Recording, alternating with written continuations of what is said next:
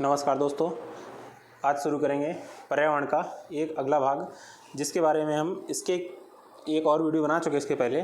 वो छोटी सी वीडियो बनाई थी, उस वीडियो में एक कमी आ गई थी कि उसमें आवाज़ बहुत ज़्यादा तेज़ नहीं आ पा रही है, क्योंकि मैं इसमें ईयरफोन लगाना भूल गया था। तो सॉरी, अगर आप इस वीडियो के नीचे कमेंट करेंगे तो उस 10 मिनट के वीडियो को हम दोबारा से बनाकर फिर से अपलोड कर देंगे। ठीक है दोस्तों, तो शुरू करते हैं उसके ही आगे की वीडियो, जिसका नाम है ट्रांस हिमालय। इसमें पढ़ क्या रहे थे, तो इसमें हम पढ़ रहे थे दोस्तों, यहाँ बता दूँ आपको, जिससे कि आपका पीछे वाली वीडियो थोड़ा सा लिंक हो जाए। यहाँ जो हमें पढ़ना था वो हमें पढ़ना था कि जो भारत में जैव विविधता के क्षेत्र हैं उसके बारे में हमें यहाँ पढ़ना था। ठीक है दोस्तों, तो उसके बारे में हम यहाँ पे जानने वाले थे। क्या जानने वाले थे? जो भारत में आपके जो जैव भौगोलिक क्षेत्र हैं, जो कौन से क्षेत्र हैं, जैव भौगोलिक क्षेत्र हैं, उनके बारे में आपको यहाँ बताना था। यहाँ पढ़ेंगे जैव भौगोलिक क्षेत्र के बारे में। किसके बारे में पढ़ना है यहाँ पे? जैव भौगोलिक क्षेत्र के बारे में। ठीक है दोस्तों, यहाँ पे पढ़ने वाले हैं। तो यहाँ पे पढ़ने के लिए तो ये जो हमारे भारत के जैव भौगोलिक क्षेत्र को बांटा हुआ था, वो बांटा हुआ है ट्रांस हिमालय में, और हिमालय क्षेत्र, मरुस्थल क्षेत्र, पश्चिमी क्षेत्र और दक्कन प्रायद्वीपीय पठार। इसके बारे में हमने थोड़ा थोड़ा चर्चा पिछले वाली वीडियो में कर ली थी। उसी की चर्चा हम एक एक करके इस वाली वीडियो में करने वाले हैं। ठीक है दोस्तों, तो ट्रांस हिमालय के बारे में बात करनी है। ट्रांस हिमालय, इसमें क्या था? तो ट्रांस हिमालय में आप जानते हैं भौगोलिक, अगर ज्योग्राफी आपने पढ़ ली होगी तो ज्योग्राफी में जो ट्रांस हिमालय है उसमें क्या क्या आता है। अर्थात ट्रांस हिमालय जो आप जानते हैं, काराकोरम रेंज आपने सुना होगा, बहुत सुनते होंगे। जो काराकोरम रेंज है वो ट्रांस हिमालय की रेंज है। ट्रांस हिमालय हमारे बृहद हिमालय से अलग है। जो हमारे यहाँ हिमालय है वो अलग है उस हिमालय से। ठीक है, इसलिए यहाँ पे हम ट्रांस हिमालय की बात कर रहे हैं। ट्रांस हिमालय में देखिए यहाँ पे लिखा हुआ भी है, जो काराकोरम रेंज है, लद्दाख रेंज है और तिब्बत का जो पठार है वो शामिल होता है। ठीक, यहाँ पे इसके बारे में थोड़ा समझ लेते हैं। हर एक के बारे में थोड़ी थोड़ी चर्चा हम करेंगे। जो ट्रांस हिमालय है, यह क्षेत्र अत्यधिक ठंडा और शुष्क होता है, अर्थात यहाँ बारिश कम होती है। वनस्पतियों में यहाँ केवल अल्पाइन वनस्पतियाँ पाई जाती हैं। यह क्षेत्र केवल, अर्थात यहाँ कौन सी वनस्पतियाँ पाई जाएंगी? अल्पाइन वनस्पतियाँ पाई जाएंगी। याद रखिए, अल्पाइन वर्ड याद रखिए, अल्पाइन प्रजाति की पाई जाएंगी। इस क्षेत्र में अधिकांश भाग पर पत्थर हिमखंड पाए जाते हैं। जंतुओं में जंगली भेड़ होंगी, बकरी होंगी, और भी ये जो ऊन वाले जो हैं, जो वहाँ की बकरियाँ होती हैं वो सामान्य उत्तर भारत की बकरियों से अलग होती हैं, क्योंकि वहाँ पे उनके बॉडी में ऊन ज़्यादा होती है। आप उनके देखेंगे, वहाँ के जो भेड़ होते हैं, वहाँ की जो ऊन होती हैं। दूसरा, यहाँ पे हिम लेपर्ड, जिसे हम स्नो लेपर्ड बोलते हैं। संगमरमर के रंग वाली बिल्ली पाई जाती है, जिसे मार्बल्ड कैट बोलते हैं। बहुत इंपॉर्टेंट चीज़ें हैं ये, एक एक जो जीव प्रजाति उसे याद रखिएगा। स्नो लेपर्ड हुआ, आइबेक्स हुए, मार्बल्ड कैट हुई, काली गर्दन वाले सारस हुई, जिसे हम ब्लैक नेक्ड क्रेन बोलते हैं, ये वहीं पाई जाती है। तो ट्रांस हिमालय क्षेत्र में पाई जाने वाली प्रजाति कौन सी है? क्योंकि कभी कभी क्या होता है, प्रजाति का नाम दे देगा, उसकी कुछ क्षेत्र की विशेषता दे देगा, आपको उस क्षेत्र का नाम पूछ लेगा। ये चीज़ आपको ज्योग्राफी में भी काम आएगी। इसलिए एनवायरनमेंट का जो संबंध है वो ज्योग्राफी से अत्यधिक होता है, और ज्योग्राफी का संबंध एनवायरनमेंट से बहुत अधिक होता है, क्योंकि एनवायरनमेंट कोई अलग सब्जेक्ट नहीं है। ज्योग्राफी के पढ़ने के बाद का जो एप्लीकेशन होता है उस पर आप ज्ञान लगा सकते हैं, क्योंकि जब तक आपको ट्रांस हिमालय नहीं पता आप कैसे जान पाएंगे। इसलिए अगर आप एनवायरनमेंट पढ़ रहे हैं तो उसके पहले ज्योग्राफी को कंप्लीट करके ही पढ़िएगा, मेरा ये सुझाव है आपसे। नहीं, आपको एनवायरनमेंट में उतना समझ नहीं आएगा, उतना आउटपुट आप नहीं निकाल पाएंगे इतना कि आप ज्योग्राफी पढ़ने के बाद निकाल पाएंगे। अब बात करते हैं हिमालय क्षेत्र की। हिमालय क्षेत्र में अत्यधिक वर्षा होती है। अधिक वर्षा और विषुवतीय रेखा से निकटता के कारण वनस्पति की सघनता पाई जाती है। याद रखिएगा, अत्यधिक वर्षा नहीं हो रही है, उस ट्रांस हिमालय की अपेक्षा यहाँ अधिक वर्षा हो रही है, और उस ट्रांस हिमालय की अपेक्षा ये विषुवतीय रेखा के नज़दीक है। ये जब नज़दीक होगा तो वनस्पति की सघनता पाई जाएगी। जबकि जो पश्चिम हिमालय है, आप जानते हैं एक पूर्वी हिमालय है, एक पश्चिम हिमालय है। तो पूर्वी हिमालय तो क्या है, वहाँ वर्षा ज़्यादा होती है और विषुवतीय रेखा के निकट है, और पश्चिम हिमालय वहाँ वनस्पति कम पाई जाती है, क्योंकि वहाँ वर्षा भी कम होती है। हिमालय क्षेत्र में ऊंचाई में वृद्धि या जैसे ऊंचाई बढ़ेगी तो ऊंचाई में वृद्धि के साथ तापमान में कमी आएगी, और तापमान में कमी आएगी तो हिमालय पर्वत श्रृंखला में उष्णकटिबंधीय जो तापमान में कमी आएगी तो वनस्पतियों की अनेक पेटियां विकसित हो जाएंगी। अनेक पेटियां कैसे हैं? देखिए, आप जानते हैं ये जो एरिया होता है, यहाँ पे समझाते हैं इसको, यहाँ समझिएगा। ये है, मान लीजिए ये हिमालय है, ये वाला। अब ये है पूर्वी हिमालय, ये है पश्चिमी हिमालय। ये विषुवत रेखा के पास है, यहाँ वर्षा भी अधिक हो रही है। ये विषुवत रेखा दूर है, यहाँ वर्षा भी कम हो रही है। यहाँ की वनस्पतियों में, यहाँ की वनस्पतियों में फ़र्क है। दूसरा, ये यहाँ पर ऊंचाई है, फिर और ऊंची, फिर और ऊंची, फिर और ऊंची। तो जैसे ऊंचाई बढ़ेगी तो वनस्पतियों की प्रजातियों में विविधता पाई जाएगी। इससे वनस्पतियों की जो पेटियाँ हैं वो अलग अलग पाई जाएंगी। ठीक है दोस्तों, इन्हें कह रहा है वो कि ऊंचाई की वृद्धि के साथ हिमालय पर्वत में उष्णकटिबंधीय वनों से लेकर टुंड्रा वन की वनस्पतियां पाई जाती हैं। शुरुआत किससे होगी? उष्णकटिबंधीय वनस्पतियों से होगी। और सबसे ऊपर कौन सी पाई जाएगी? टुंड्रा वन पाई जाएगी, टुंड्रा वनस्पति पाई जाएगी। टुंड्रा वनस्पति कुछ नहीं होती है, लाइकेन आइकेन पाए जाते हैं, वहाँ पे पेड़ पौधे बहुत कम होते हैं, टुंड्रा वनस्पति तक पाए जाते हैं। ठीक है, जैव विविधता की दृष्टि से, जो बायोडायवर्सिटी से सभी वनस्पतियों की पेटी में भिन्नता पाई जाती है। अब बात करते हैं हिमालय के पर्वतपदी में। जो हिमालय का पर्वतपदी क्षेत्र है, पर्वतपदी क्या होता है? जो ये पर्वत मान लीजिए, ये पर्वत का ये होगा, इसे बोलते हैं पर्वतपदी। पर्वतपदी क्षेत्रों में जलवायु परिस्थिति अनुकूल होने के कारण जीव जंतुओं और वनस्पतियों की प्रजातियों की संख्या में वृद्धि होती है। यहाँ बड़े बड़े वृक्ष पाए जाते हैं नीचे तरफ, और स्तनधारी जीव जंतु पाए जाते हैं। बड़े बड़े स्तनधारी जीव पाए जाते हैं, अर्थात बड़े खतरनाक जीव भी पाए जाते हैं यहाँ पे। ठीक है, अब बात करते हैं इसके बारे में। अगला किसका नहीं, मरुस्थल के बारे में बात करनी थी। अब बात करेंगे मरुस्थल के बारे में। जो थार का मरुस्थल है वो कच्छकरण है। इसके बारे में, इसकी विशेषता क्या है, यहाँ की क्षेत्र की विशेषता क्या है? इस क्षेत्र में सबसे अधिक कीटों की प्रजातियाँ पाई जाती हैं। सबसे अधिक कीटों की प्रजातियाँ कहाँ पाई जाएंगी? तो वो पाई जाएंगी भारतीय मरुस्थल में। इसके अलावा सरीसृपों की प्रजातियाँ, पक्षियों की कई स्थानिक प्रजातियां, जिसे एंडेमिक प्रजातियां भी वो बोलते हैं, वो पाई जाती हैं। भारतीय मरुस्थल की प्रमुख प्रजातियों में ब्लैक बक, जो बहुत इंपॉर्टेंट है, ब्लैक बक नेशनल पार्क भी अभी आपको गुजरात में मिल जाएगा, अभी आप पढ़ेंगे जब आगे। तो भारतीय मरुस्थल की प्रमुख जातियों में ब्लैक बक, जो स्तनधारियों की प्रजाति का प्रभावशील जीव है, जो कि अब संकटग्रस्त है यहाँ पे। देखिए, और कौन सा पाई जाएंगे? नीलगाय मिल जाएंगी आपको, जंगली गधे मिल जाएंगे आपको कच्छकरण में, विशेष जंतु हैं वहाँ के। कच्छ वनस्पति के चिंकारा बहुत मिलते हैं वहाँ पे। डिजर्ट फॉक्स मिलेगी यहाँ वहाँ पे। मरुस्थलीय बिल्लियाँ मिलती हैं, डिजर्ट कैट मिलती हैं, और ग्रेट इंडियन बस्टर्ड और फ्लेमिंगो आदि स्थानिक जीव हैं। यहाँ पे ग्रेट इंडियन बस्टर्ड मिलेंगे, फ्लेमिंगो मिल सकती है, डिजर्ट कैट, डिजर्ट लोमड़ी, और ये चिंकारा, और जंगली गधे, नीलगाय और ब्लैक बक यहाँ के इम्पॉर्टेंट प्रजातियाँ हैं। अब आता है बात इसके बारे में, अगली बात करेंगे अर्धशुष्क क्षेत्रों की। देखिए, अर्धशुष्क क्षेत्र क्यों बात करनी है? यहाँ पे लिखा तो नहीं है, फिर क्यों बात करते हैं? इसलिए बात करनी है यहाँ पे अर्धशुष्क क्षेत्रों की। इसे बोलते हैं सेमी एरिड रीजन। क्या बोलते हैं? लिख लेते हैं, सेमी एरिड रीजन। एरिड मतलब जानते हैं सिंचाई जहाँ नहीं होती है, वर्षा नहीं होती है, उसे बोल देते हैं यहाँ पे। अर्थात अर्धशुष्क क्षेत्र है, मतलब वर्षा होती है, कम होती है। तो ये क्षेत्र जो होता है वो एशियाटिक शेरों के लिए बहुत फेमस है। एशियाटिक शेर कहाँ पाए जाते हैं आप जानते हैं? गुजरात का जो क्षेत्र है वहाँ एशियाटिक लायन पाए जाते हैं, बहुत इंपॉर्टेंट है क्षेत्र। इस क्षेत्र में स्थानिक प्रजातियाँ गिर क्षेत्र के शेर हैं। जो गिर लाइन है वहाँ पाए जाते हैं। गिर का क्षेत्र आप जानते हैं, गिर की पहाड़ियाँ और गिर का क्षेत्र, गिर राष्ट्रीय उद्यान, ये सब गुजरात में पाए जाते हैं। यहाँ पत्थरों के आवास क्षेत्रों की बहुलता पाई जाती है।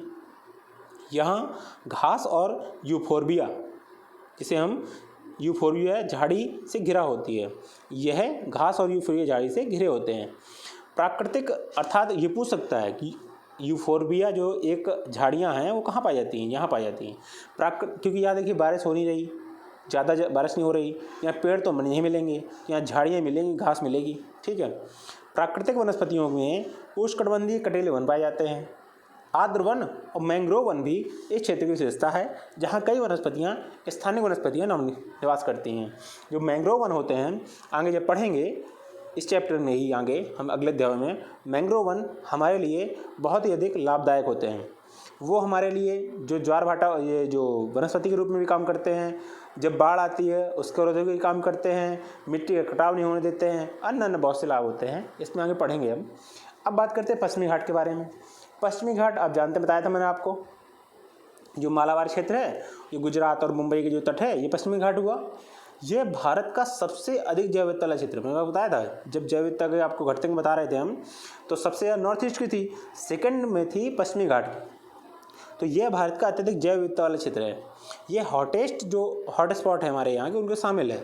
इस क्षेत्र में सदाबहार वन से लेकर शुष्क पर्णपाती वन पाए जाते हैं यहाँ पे।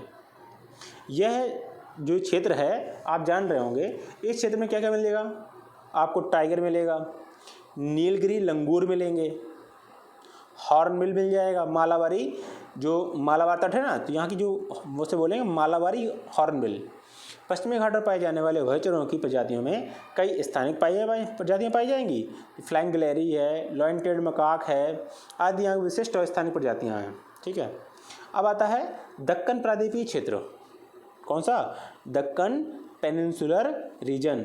दक्कन प्रायद्वीपीय क्षेत्र उत्तर में सतपुरा से, आप जानते हैं ये दक्कन प्रायद्वीप क्षेत्र है वो घिरा कैसे हुआ है। देखिए ये ऊपर की स्लाइड्स हैं जो पिछले वीडियो में, ज़्यादा स्लाइड नहीं है, 1 2 ऐसे ही 3 या 4 बस, ये स्लाइड मैंने पढ़ाई हुई थी बस। इसके लिए पीछे वीडियो बनाई हुई थी। जो वीडियो आवाज़ क्लियर नहीं आ रही है और आप कहेंगे तो इस वीडियो के नीचे जो भी अगर एक व्यक्ति भी कमेंट करेगा तो दोबारा वीडियो बना दी जाएगी। ठीक है दोस्तों, तो यहाँ ये बात करते हैं, जो दक्कन प्रायद्वीपीय क्षेत्र आप जानते हैं, ये जो इंडिया हमारा इस तरह से कुछ है, हमारा जो दक्कन का क्षेत्र है, तो ये जो एरिया है ना इसे बोलते दक्कन का क्षेत्र। तो दक्कन का क्षेत्र जो है वो घिरा कैसे है, आप यहाँ उत्तर में सतपुड़ा की रेंज है यहाँ पे, और पश्चिम में पश्चिमी घाट हो गया, पूर्व में पूर्वी घाट हो गया, ये घिरा हुआ क्षेत्र है।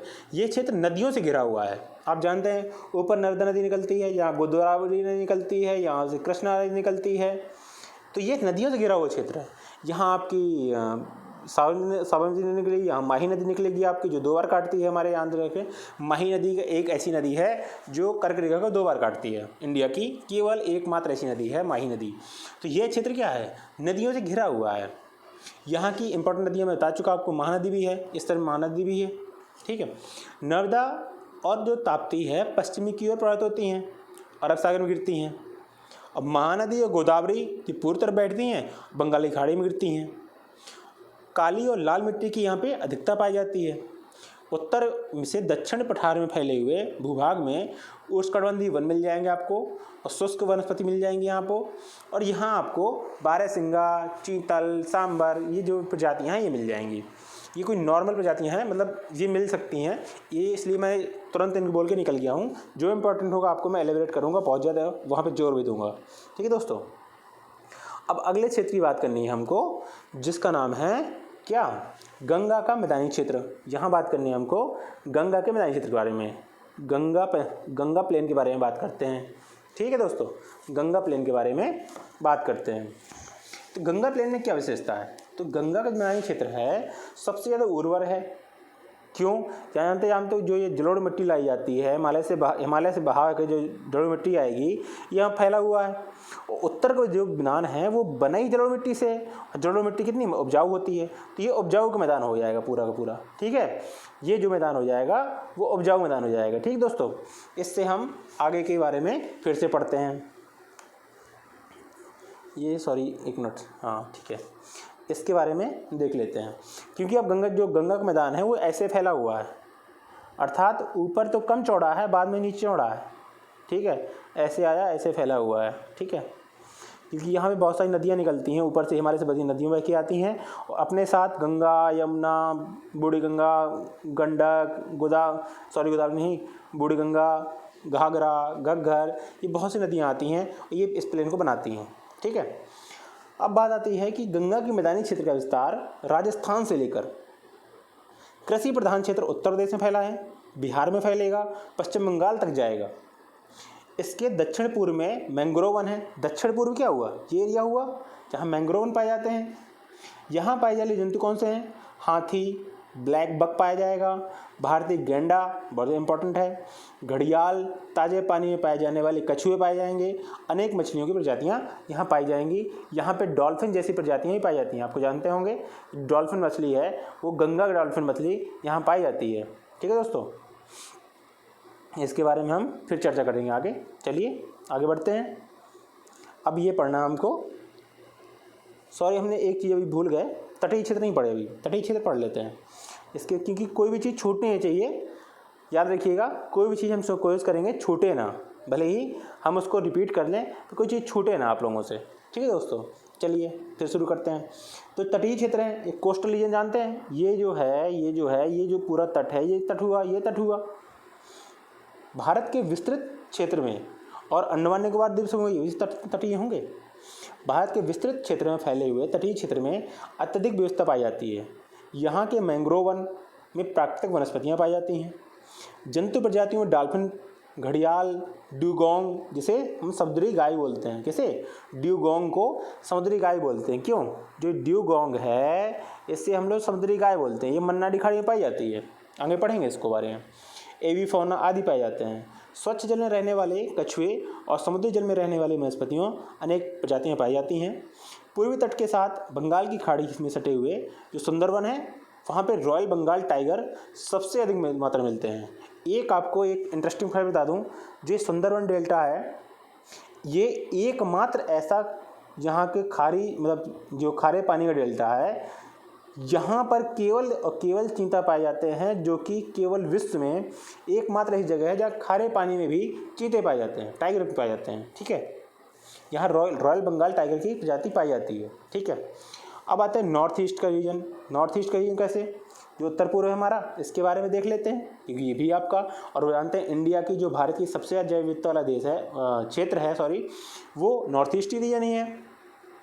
तो भारत में सबसे अधिक जैव विविधता नॉर्थ ईस्ट रीजन में पाई जाती है। क्यों पाई जाती है, यहाँ की बनावट ही कुछ ऐसी है जो इसे एक अलग ही रूप दे देती है। आप जानते हैं कि यहाँ पर आप जब देखेंगे तो ये ऐसे आएगा, यहाँ पे करके ये ऐसे चला जाएगा। ठीक है, तो ये जो एक यहाँ पे जो हवाएं आएंगी, मानसूनी हवाएं आएंगी, तो ये जो मानसूनी हवाएं आएंगी यहाँ पर आगे नहीं निकलेंगी, क्योंकि यहाँ एक सेंटेक्सियल मोड़ पड़ता है, और ये मोड़ने के बाद से मुड़ जाएंगी, तो ये सबसे ज़्यादा वर्षा यहीं करेंगी। अर्थात इसकी ज्योग्राफी ने इसको इम्पोर्टेंट बना दिया है। और यहाँ पे हिमालय पर्वत भी है, इसलिए यहाँ पर सदाबहार वनस्पति, सदाबहार वनस्पति, पर्णपाती वन, घास के मैदान भी, दलदल क्षेत्र भी मिल जाएंगे। यहाँ आपको बांस मिल जाएगा, जैकफ्रूट मिलेगा, टूना, चेस्टनट प्रचुर मात्रा मिल जाएंगे आपको यहाँ पे। ठीक है, और बहुत ही दुर्गम क्षेत्र भी है, इसलिए इम्पोर्टेंट भी है। ये क्षेत्र हमारे लिए हर लिहाज से इम्पोर्टेंट है, पर्यावरण के लिए, रक्षा के लिए, आंतरिक सुरक्षा के लिए, सबके लिए इम्पोर्टेंट है। अब आता भारत के द्वीपीय क्षेत्र, जो भारत का द्वीपीय क्षेत्र है वो भी पढ़ना पड़ेगा। क्यों पढ़ना पड़ेगा, तो उसके लिए जो पढ़ना है, वहाँ भी तो इन्वायरमेंट है ना, तो उसके लिए पढ़ लेते हैं। ठीक है, अब बात आती है जो द्वीप समूह है, भारत उपमहाद्वीप का ये क्षेत्र जो द्वीप समूह है, लगभग कितने द्वीपों से बना हुआ है, लगभग यहाँ पे 500 साढ़े 500 द्वीप हैं। यह जो क्षेत्र है अंडमान निकोबार के उत्तर और निकोबार द्वीप को 10 डिग्री चैनल के माध्यम से बांटता है। अर्थात यहाँ पर जब देखेंगे, एक चीज़ आप देखेंगे कि यहाँ पर जो है, सॉरी एक मिनट देखिएगा, ये जो हमारा जो क्षेत्र है ना, ये यहाँ ऊपर अंडमान निकोबार, नीचे निकोबार द्वीप समूह है, इन को जो बांटेगी वो लाइन, उसे कहेंगे 10 डिग्री चैनल। ठीक है, याद रखिएगा, इंपॉर्टेंट है, ये पूछ लेता है 10 डिग्री चैनल किसको किसको बीच में बांटता है, तो उत्तरी मतलब अंडमान को निकोबार द्वीप समूह से बांटता है। अब यहाँ पे आपको नीचे आप बताएंगे, आप कमेंट कर बताइएगा 8 डिग्री चैनल किसको बांटता है और 9 डिग्री चैनल किसको बांटता है। ठीक है, इन दो को बताइएगा, 10 डिग्री में बता दिया है यहाँ पर आपको। ठीक, अब देखेंगे भारत में जंतु की विविधता कैसी है। भारत में बायोडाइवर्सिटी के बारे में जंतु विविधता पढ़ना है, फौना डाइवर्सिटी। देखिए आप जानते हैं दो होते हैं, फ्लोरा एंड फौना। तो जो फ्लोरा होता है वो होता है फूल अर्थात वनस्पतियों के लिए, फौना होता है जंतुओं के लिए। तो हमें यहाँ कहाँ पढ़ना है, भारत में जंतु की जैव विविधता। ठीक है, ये यहाँ पे देखा है। अब बढ़े यहाँ पे भारत में जंतु की जैव विविधता पढ़नी है, इसके बारे में हम ये देख लेते हैं। अब जानते हैं कि भारत विविधताओं का देश है, यहाँ पे तो बहुत सारी जैव विविधता पाई जाती है। तो जंतु विविधता के बारे में शुरू करते हैं। जंतु विविधता से आशय क्या है, तो विश्व के विभिन्न क्षेत्रों में पाए जाने वाले जंतुओं की प्रजातियों विविधता से है। जंतुओं में पर्यावरणीय दशाओं या पारितंत्र में विविधता के कारण शारीरिक रूप से, उनकी बनावट के आधार पर, आवास के आधार पर, खाने श्रृंखला के आधार पर भारत के विभिन्न क्षेत्रों में अत्यधिक जैव विविधता पाई जाती है। जैव भौगोलिक क्षेत्रों हॉटस्पॉट क्षेत्रों में ज़्यादातर जंतु प्रजातियों की बहुलता पाई जाती है। इस क्षेत्रों में विश्व की अत्यधिक विशिष्ट प्रजातियाँ पाई जाती हैं। कुछ तो संकट में, कुछ विलुप्त हो चुकी हैं, इसके बारे में चर्चा करेंगे। तो पहला क्या है, कशेरुकी जंतु, दूसरा अकशेरुकी जंतु। जो कशेरुकी जंतु हैं, आप जानते हैं जंतु में वो प्रजातियाँ जिन पर रीढ़ की हड्डी होती है उसे बोलते हैं कशेरुकी या रीढ़धारी जंतु। ठीक। दूसरा कौन से होते हैं, रीढ़धारी जंतु पृथ्वी में संख्या में कम है। ये याद रखिएगा, एक कभी कभी एक सामान्य फैक्ट आता है कि कशेरुकी जंतु अकशेरुकी जंतु से कम है। हाँ, ये बात सही है, परंतु पारितंत्र में इनका प्रभाव अधिक है। कशेरुकी जंतुओं का प्रभाव अकशेरुकी जंतुओं में की अपेक्षा पारितंत्र में प्रमुख है या महत्व ज़्यादा है। रीढ़धारी जंतु शारीरिक रूप से ज़्यादा विकसित और बड़े होते हैं। ठीक है। इन जंतुओं में हाथी, शेर, मानव, घोड़े, भैंसे आदि पाए जाते हैं। इनकी गणना इसमें की जाती है। अब आता है स्तनधारी जंतु, क्योंकि कशेरुकी जंतु की प्रजाति कौन सी है, स्तनधारी। स्तनधारी जंतुओं की विशेषता क्या होती है, तो विश्व की स्तनधारियों की लगभग 5000 प्रजातियाँ पाई जाती हैं। अन्य प्रजातियों की तुलना में इनकी संख्या भले ही कम हो पारितंत्र में, लेकिन स्तनधारियों के शरीर में बाल, नाखून, केराटिन के बने हुए सींग पाए जाते हैं। इनके पृथ्वी पर पाए जाने वाले सभी जंतुओं में अधिक जटिल मस्तिष्क और तंत्रिका तंत्र विकसित होता है। किसमें, स्तनधारियों में। स्तनधारी प्रायः अंता उष्णीय, इसको हिंदी में कहेंगे तो अंता उष्णीय, इंग्लिश में एंडोथर्मिक, जो कि एक सामान्य भाषा सही है, उसे एंडोथर्मिक ही पढ़िएगा, क्योंकि ये भाषा स्वीकार भी है और लिख के सीधे से एंडोथर्मिक आ भी जाता है पेपर में, हिंदी आपका लिखेगा भी नहीं। एंडोथर्मिक है या समतापी है, इसे बोलते हैं वार्म ब्लड। जो हम लोग हैं, हम लोग वार्म ब्लडेड में आते हैं, हम लोग एंडोथर्मिक में आते हैं, याद रखिएगा। स्तनधारियों में मेमोरी ग्लैंड पाए जाते हैं, जिसके कारण ये प्रजनन के बाद अपने जन्म के जो बच्चे होते हैं उनके दूध पिला सकते हैं। स्तनधारी की जीवन अवधि लंबी होती है, इनके फेफड़े अधिक विकसित होते हैं, लंबे जीवन काल में श्वसन के लिए अत्यधिक सहायक होते हैं, जैसे समुद्री गाय, समुद्री सिंह, ईयरलेस सील, पेंगोलिन, ये सब क्या हैं, स्तनधारी में आते हैं। व्हेल मछली स्तनधारी में आते हैं। स्तनधारियों की खाद्य श्रृंखला अत्यधिक जटिल होती है। उदाहरण के लिए जैसे डायनासोर प्रजाति प्रारंभ में कीटों पर आश्रित थी, परंतु बाद में स्तनधारी प्रजातियों के कई स्तनधारी केवल मांसाहारी, कुछ केवल शाकाहारी, तो कुछ मानव में जैसी सर्वाहारी हो गए। अर्थात स्तनधारी सब कुछ हो सकते हैं, केवल मांसाहारी, केवल शाकाहारी या सर्वाहारी। ठीक।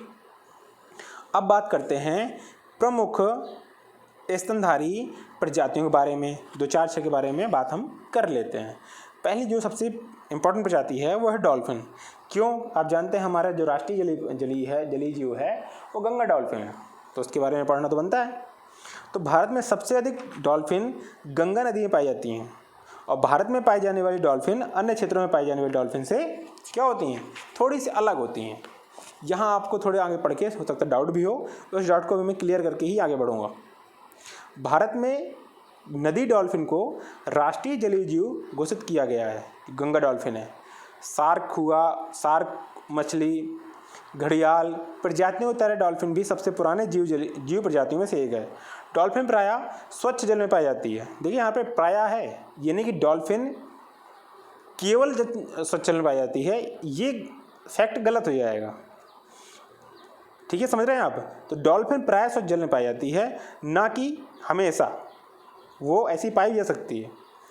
ठीक है। दूसरा इंपॉर्टेंट यहाँ बात क्या है, ये नम भूमि में पाई जाती है। ये बड़ी आसानी के साथ इन आवासों में मछलियाँ विभिन्न प्रकार के व्यक्तियों के साथ रह सकती है। भारत में गंगा में, चंबल नदी देख लीजिए, गंडक नदी में, ब्रह्मपुत्र नदी से लेकर बांग्लादेश की नदियों में डॉल्फिन पाई जाती है। शारीरिक रूप से डॉल्फिन प्रजातियाँ जैसी होती हैं, इनकी नाक लंबी होगी, नुकीली होती है। डॉल्फिन देखने में अक्षम होती हैं, अर्थात ये देख नहीं सकती, इनकी आंखें विकसित होती ही नहीं हैं। तथा ये ध्वनियों पर ही निर्भर रहती हैं। जो अल्ट्रासोनिक रेज होती हैं, अल्ट्रासोनिक यूवी रेज को ये रीड करती हैं, उसके हिसाब से अपने आप की गति करती हैं, दिशा, ये सब का निर्धारण करती हैं। ठीक है। डॉल्फिन देखने में अक्षम होती हैं, ये सब हो गया। विश्व की सभी जंतुओं और प्रजातियों की अपेक्षा डॉल्फिन का मस्तिष्क ज़्यादा विकसित होता है। आप देखते होंगे यूट्यूब में बहुत सारी वीडियो देखेंगे, डॉल्फिन के साथ बहुत सारे तैराक होते हैं, वो मस्ती करते रहते हैं, देखते हैं आप लोग। ठीक है। तो डॉल्फिन अन्य जलीय जीवों की अपेक्षा दिमाग वाली ज़्यादा होती हैं। अब इनको इस समय क्या, एक तो संकट आ गया है गंगा डॉल्फिन को। गंगा डॉल्फिन को इस समय बड़ा संकट है। आप जानते हैं क्यों संकट है? यहाँ पर बात ये आ गई है कि गंगा डॉल्फिन जिस तरह से आप देखते हैं ना, इनका शिकार बहुत ज़्यादा होने लगा है। ठीक, पहला।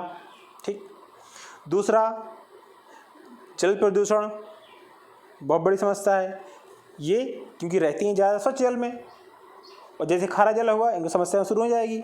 ठीक। भारत सरकार ने डॉल्फिन को बचाने के लिए कानून बनाया, और इस समय कई गंगा में सफाई भी कर रहे हैं, प्रदूषण समस्या भी कम कर रहे हैं, ये काम कर रहे हैं, पर लेकिन इस समय संकट हैं। ठीक है। और संकट और समाधान के बारे में हम आगे बात करेंगे, सरकार ने क्या क्या प्रयास किए हैं। ठीक। अब बात करेंगे अगले एक जीव का, जो सबसे इम्पोर्टेंट जीव है, वो भी है जो हम बार बार सुनते रहते हैं, क्योंकि हम याद देखेंगे आज यहाँ पे, जो ये दूसरा जीव है, आपने कंगारू जानते हैं? कंगारू, कंगारू, कंगारू क्या होता है? इसके पास एक धानी होती है, जिसे हम बोलते हैं धानी। धानी क्या बोलते हैं? इसकी जो कमर में एक पैकेट होता है, ठीक है, जिस पे अपने बच्चे को रख सकता है। क्यों रखता है बच्चे को? क्योंकि ये जब बच्चे को जन्म देता है तो बच्चा अविकसित होता है, पूर्ण विकसित नहीं होता है, तो उस धानी में रखकर अपने बच्चे को 2-4-6 महीने तक उसको विकसित करता है, उसे पालता पोसता है, उसे प्रोटेक्शन देता है।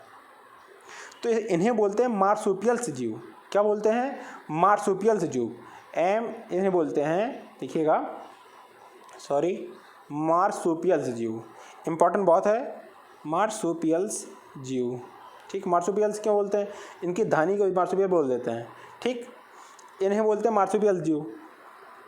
तो विश्व की पाए जाने वाली जंतुओं की वे प्रजातियाँ, मैं बताया आपको, जो विकसित बच्चे नहीं होते हैं, इनके अविकसित पैदा करते हैं, अपने थैलीलुमा संरचना में रख लेते हैं और उसको पालते पोसते हैं, इन्हें मार्सुपियल जीव बोल देते हैं। ठीक है दोस्तों। अब यहाँ हम बात करनी है हमको एक इम्पॉर्टेंट इसके बारे में। चलिए पहले इसको तो ख़त्म कर लें, तो इसको ख़त्म कर लेते हैं। अब हम जानते हैं, हमने आपको क्या पढ़ा दिया? स्तनधारी पढ़ा दिया। स्तनधारी कंप्लीट हो चुका है। अब उभयचर पढ़ते हैं। उभयचर आप जानते हैं, ये कोई बड़ी बात नहीं है, कि जो दोनों जगह रह सकते हैं वो उभयचर होते हैं। ठीक है, समझ रहे हैं? और पक्षी आप जानते ही हैं, सरीसृप, इसके बारे में जानते ही होंगे। पृथ्वी पर रेंग कर चलने वाले, जो ये रेंग कर चलते हैं, इनको सरीसृप कहा जाता है। ठीक है। शरीर पर बाल नहीं होते। ठीक, पंख के बजाय सल्क पाए जाते हैं। ये पूछ लेते कभी कभी सरीसृप के बारे में, इसलिए सरीसृप के बारे में देख लीजिएगा। ये एक तो रेंग कर चलने वाले होते हैं, शरीर पर बाल या पंख के बजाय सल्क पाए जाते हैं। ये कोल्ड ब्लडेड एनिमल होते हैं, याद रखिएगा, सरीसृप कोल्ड ब्लडेड होते हैं। इसमें आंतरिक निषेचन, इंटरनल फर्टिलाइजेशन होता है, अर्थात ये किसी और के साथ इन्हें सेक्स करने की ज़रूरत नहीं होती है, ये इनके साथ इंटरनल फर्टिलाइजेशन होता है। ये प्रायः अंडे देने वाली प्रजाति होती है। इसमें या तो 4 पैर वाले या पैर विहीन होते हैं। इनकी त्वचा खुरदुरी होती है। मैं ये बताइए, इंटरनल फर्टिलाइजेशन मतलब है कि आंतरिक रूप से करते हैं, ये बाहर नहीं करते हैं। ठीक है। इनमें त्वचा खुरदुरी होती है। इनके कान विकसित नहीं होते हैं, कान के बजाय इनमें केवल छिद्र होते हैं। याद, अब देखिएगा, पहला फैक्ट, इनमें सल्क पाए जाएंगे, पंख और बाल नहीं होंगे। दूसरा फैक्ट, इनमें कान नहीं पाए जाएंगे, केवल छिद्र होंगे इनके कान पे। त्वचा खुरदुरी होगी इनकी, इंटरनल फर्टिलाइजेशन होगा। अगला सबसे इंपॉर्टेंट बात है, कोल्ड ब्लडेड होंगे ये। ठीक, ये सरीसृप होते हैं। सरीसृप में आते कौन हैं? कछुआ, मगरमच्छ, घड़ियाल, कोबरा सांप, ये सब सरीसृप में आते हैं। ठीक है दोस्तों। अब बात करेंगे मत्स्य की, अर्थात मछलियों के बारे में। मछलियाँ सल्कों वाली जलचर जीव हैं, जो कम से कम एक जोड़े पंख जरूर रखती हैं। मछलियाँ मीठे जल में और समुद्री खारे जल में दोनों में पाई जाती हैं। मछलियाँ मानव प्रजाति के लिए पोषण का माध्यम है, आप जानते हैं। और ये भी कोल्ड ब्लडेड हैं। ये प्राय जल में पाई जाती हैं, कुछ खारे जल में, कुछ स्वच्छ जल में। ये फेफड़े के बजाय इनमें क्या होते हैं? गिल्स पानी के गिल्स विकसित होते हैं। जो गिल्स होते हैं वो इन्हें पानी पीने में सहायता करते हैं, अर्थात पानी से ही सांस लेते हैं। जो पानी में H2O में O होती है उसी से O निकाल लेते हैं। इनमें सल्क, जिसे बोलते हैं स्केल एंड फिन्स, पंख पाए जाते हैं। मछलियाँ एक साथ कई अंडे दे सकती हैं। मछलियों की कई प्रजातियाँ पाई जाती हैं। ये सूक्ष्म रूप से लेकर विशालकाय व्हेल तक हो सकती हैं। ठीक है दोस्तों, अब बात करेंगे इस पक्ष की। किस पक्ष की? अकशेरुकियों की। अकशेरुकी कौन होंगे? जिनमें रीढ़ की हड्डी नहीं होगी उन्हें अकशेरुकी बोल देंगे। ठीक है दोस्तों, इसके बारे में अगली वीडियो में फिर बात करते हैं, क्योंकि वीडियो 30 मिनट की हो चुकी है। अकशेरुकी के बारे में अगली वीडियो फिर लाते हैं। नमस्कार दोस्तों, इसके साथ ही अगली वीडियो में फिर मिलिएगा। नमस्कार।